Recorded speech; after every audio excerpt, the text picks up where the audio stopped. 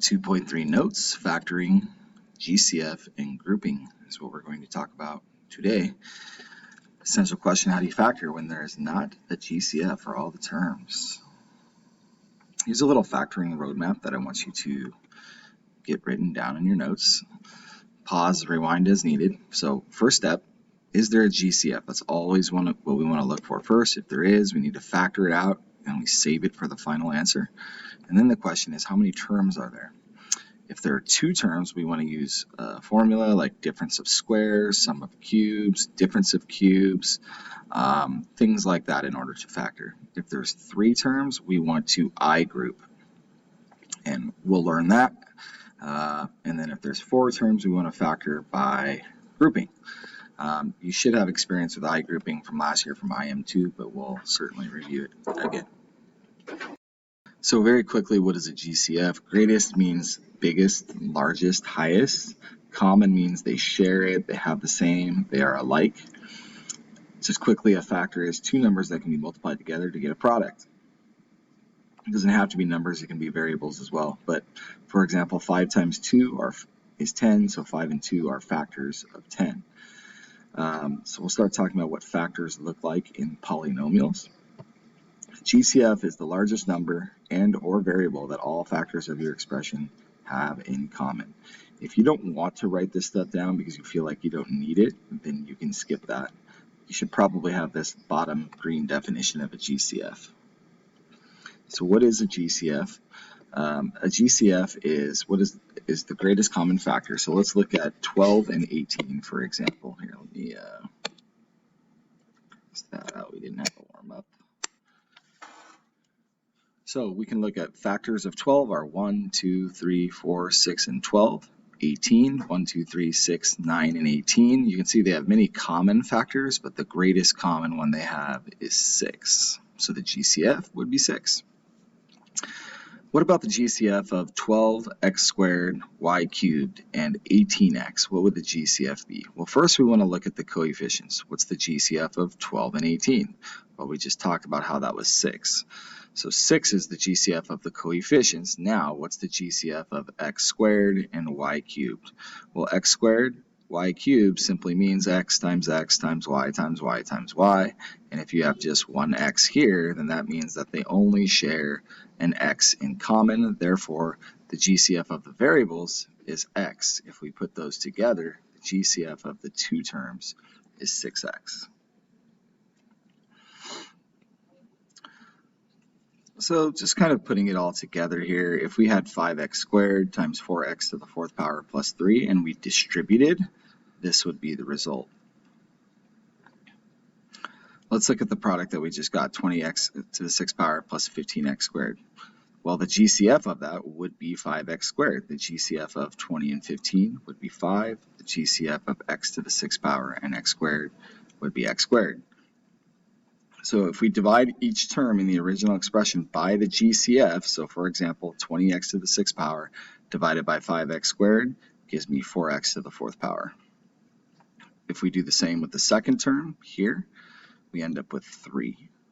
So we rewrite using multiplication. Here's our GCF factored out, 5x squared. What remains is 4x to the 4th power plus 3.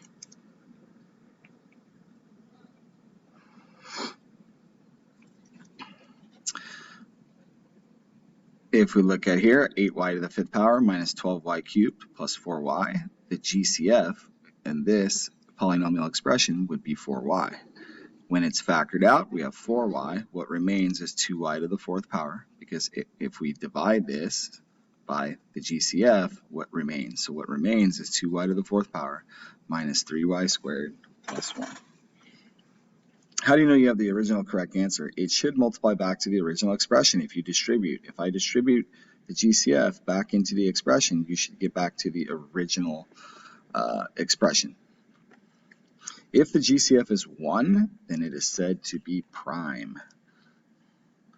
So let's practice factoring a couple of these here. So we have 14z to the 8th power plus 12z to the 7th power minus 30z cubed. What is the GCF of the coefficients? Pause and think. it looks like it's going to be just 2, right? 2 times 7 and 14, so 2 is the common factor of just the coefficients. Now let's look at the variables. So z to the 8th power, z to the 7th power, z cubed. Well, this one only has 3 z's being multiplied, right? Z times z times z. So that z cubed is going to be our GCF there. So 2z cubed. So what remains? We're just going to divide that out, right? So if I divide this by 2z cubed, what remains is 7z to the 5th power. 7z to the 5th power. If I divide this one by 2z cubed, 24 divided by 2 is 12. Z to the 7th minus z to the 3rd power would be z to the 4th power. That's 12z, by the way. And then we have to divide this one by 2z cubed. We get negative 15, and that's it, because that cancels. So that would be our expression with the GCF factored out. Let's look at the next one. What's the GCF of 16 and 6? Hopefully you're thinking it would be 2 again. You would be right, 2. And then c to the 7th power and c to the 3rd power would be c to the 3rd power. So our GCF is 2c to the 3rd power. So we want to divide our original terms by that amount to figure out the expression that we have left. 16 divided by 2 is 8. C to the 7th divided by c to the 3rd is c to the 4th. Negative 6 divided by 2 is negative 3. And we have no c's remaining as factors, so we have 8c to the 4th power minus 3. Next one, GCF of 28, 36, and 17. So thinking of factors, looks like it could be 7 times 4, 14 times 2. Looks like it's possibly 4. 4 is going to look like 4 is a factor of 28 and 36, but look, 4 is not a factor of 17. That 17 is going to be problematic. That is a prime number, right? And 17 is not a factor of 28 and 36. So therefore, we have no GCF for the coefficients, but let's look at the variables. We have a cubed b squared. We have a squared here, so there are no b variables, but we still have a squared here, but look in this term, we have no a variables there. So none of these 3 terms share anything that they have a common factor of. So therefore, we consider this prime, which means that the GCF is actually 1.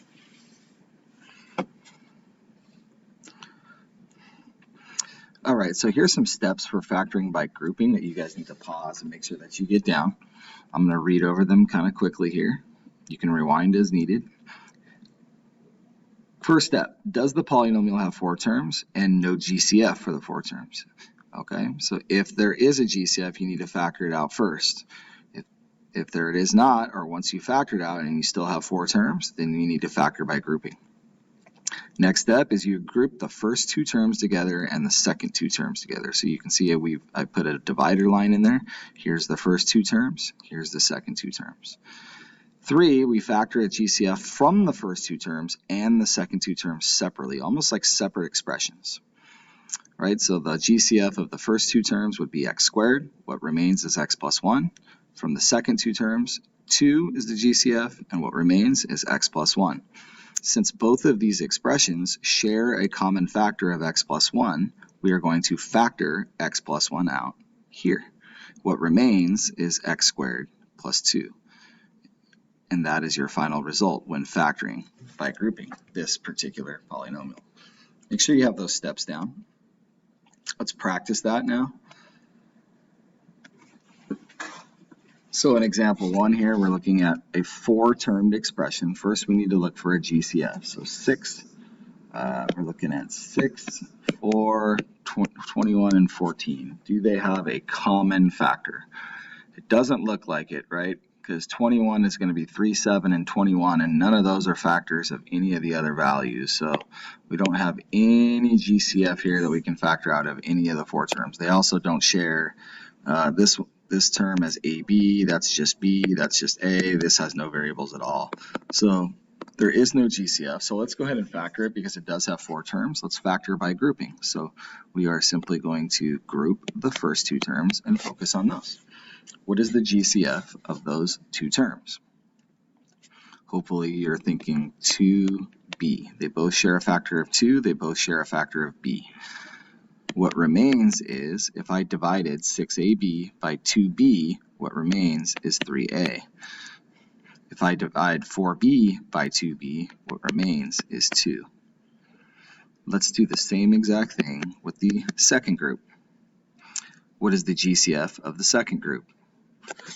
Notice how the first term is negative, so we want to factor that out as a negative, and hopefully you are thinking 7. Negative 7, you would be right, would be the GCF. Notice how the second term does not have a factor of a, so we cannot factor out a.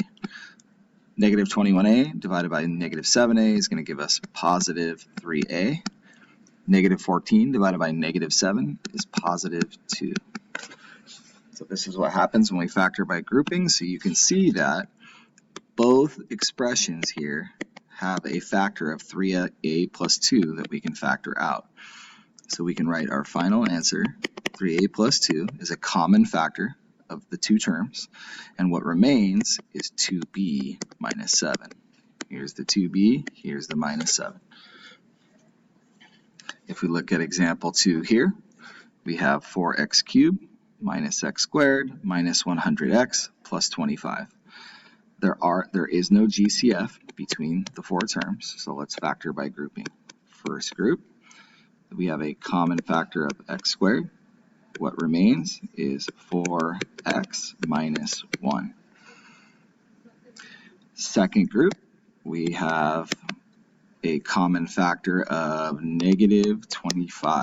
We want to factor out that front negative, so we end up with 4x minus 1. And as you can see, we have a common factor of 4x minus 1 that we can factor out. So we have 4x minus 1 as a common factor. What remains is x squared minus 25.